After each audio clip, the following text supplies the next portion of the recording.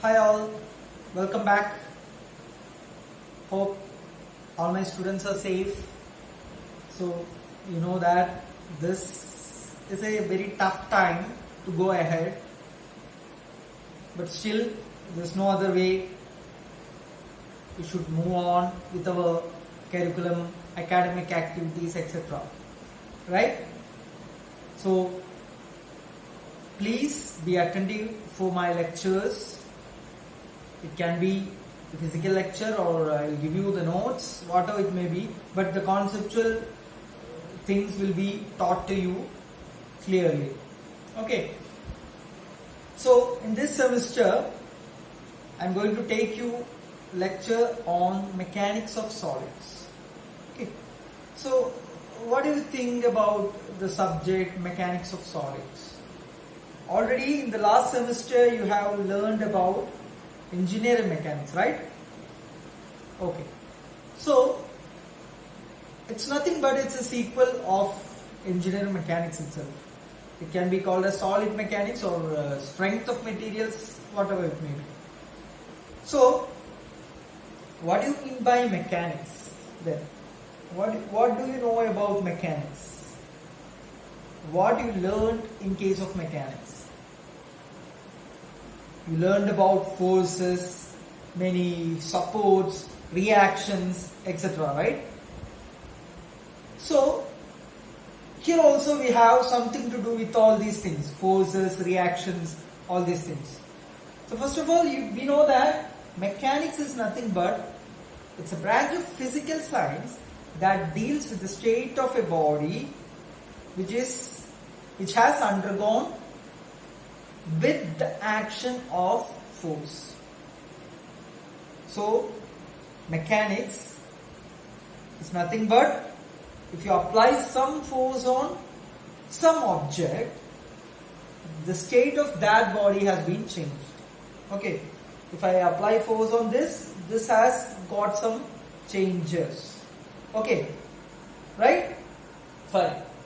So mechanics mainly it consists of forces, it's a study of forces as well as motion. General mechanics, right? We were learning about the rotational motion and the forces in equilibrium conditions. All these things we were learning for the case of mechanics, right? Engineering mechanics, right? So now we'll see what we are going to learn in the case of solid mechanics or mechanics of solids. So basically I can divide it, the mechanics as into two parts, rigid body mechanics as well as deformable body mechanics. Okay, so what do you mean by rigid body mechanics? What do you mean by a rigid body?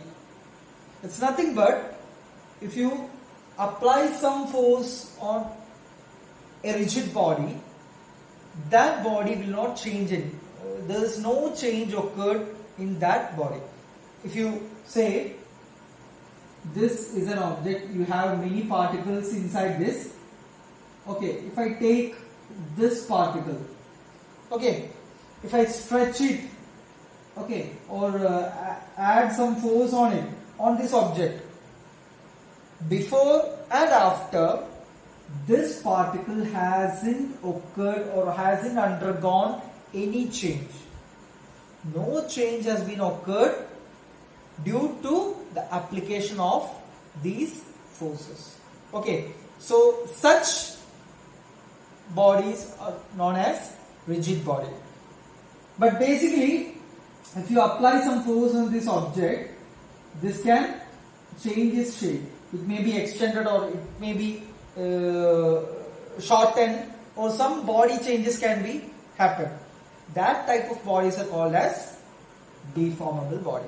So here we are mainly considered about this deformable body mechanics, and deformable body mechanics can be again divided into solid mechanics as well as fluid mechanics. Fluid mechanics also you will be learning in this semester itself, will be taken by Karthik sir.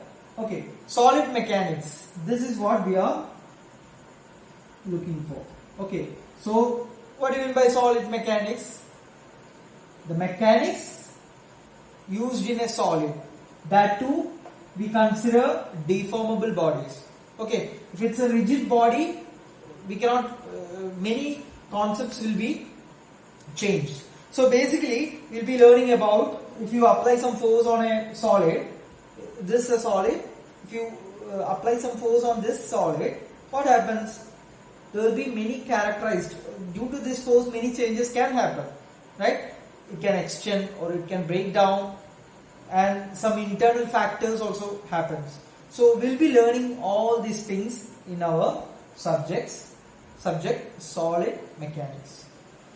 See, this rigid body concept is extremely interesting. Actually, there is nothing or there is no object like which is rigid. It depends on the force or the application of force. I would say like that, because if I apply some force here, does it make any change now?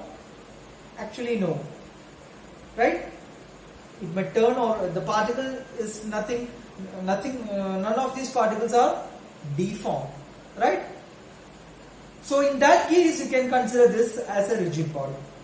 But if you are applying more force, if I apply more and more force, this will break down.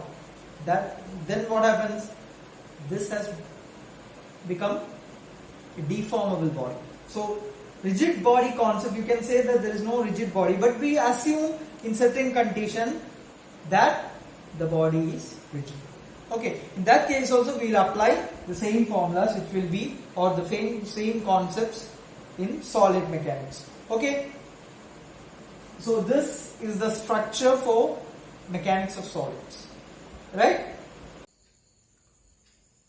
So now we are going to learn about the analysis of a mechanical system. So the solid mechanics application can be done only if you know why we should use this in mechanical.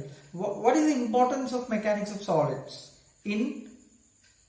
for a mechanical engineer? See, it's a very important, it's a problematic or analysis, I will say that it's an analytical paper. And why this is important? For civil engineers as well as mechanical engineers, this subject is very crucial and it is applied in all the competitive exams. It will be the base for all competitive exams, as well as your higher semester papers also. You should have the base for this mechanics, and not mechanics really. More than that, you need to learn about solid mechanics or mechanics of solids in that. So for that, where you will use solid mechanics, I will tell you. In case of beams, okay, if you have a bridge or something like that, how much force can this bridge withstand? Or in some, say, X Newton force, what will be the deformation that has happened for this bridge? How can you resist this deformation?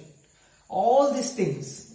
The same is the case of if you design a machine.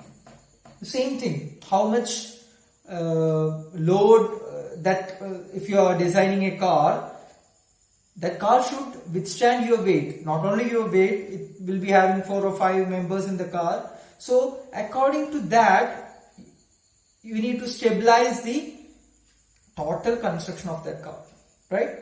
So for that, you need to go and do the analysis for design, right?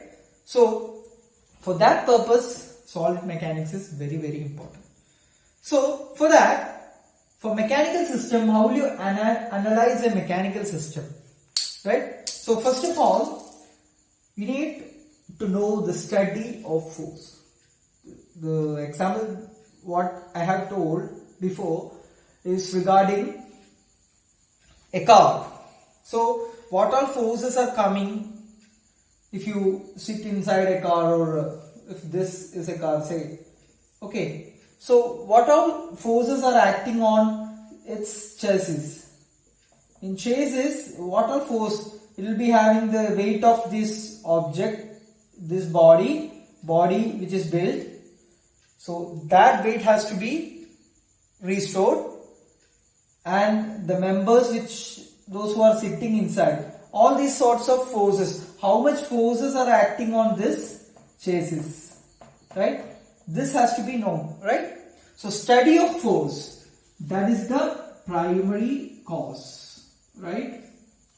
Okay, this is the cause. Study of force is the cause. And the second one is study of motion or deformation. That means if you are applying these forces, is there any motion or deformation due to these forces? That means this is the effect. This is the effect. Due to these forces, is there any motion or deformation taking place? That means this is the cause and this is the effect. And now the main part is that due to this cause or due to this effect from this cause, what is the relation? That is application of laws relating force to motion and deformation. What are the laws? That means relation between cause and effect. This has to be found out. So in all mechanical systems or any analysis part, mainly in mechanics part, solid mechanics part, initially you need to know the forces. Forces is always important. And what is the effect? Effect means some deformation has happened. Is there any crack produced or is there any stresses involved in this? All these things has to be known. And then you need to find out the relation between the force and say it can be stresses involved in this, or there will be deformation. That deformation and this force is there any relation between them? So there are many laws which are relating these forces to motion and deformation. So these laws has to be applied to this. So this is the main outline of solid mechanics or mechanics of solids.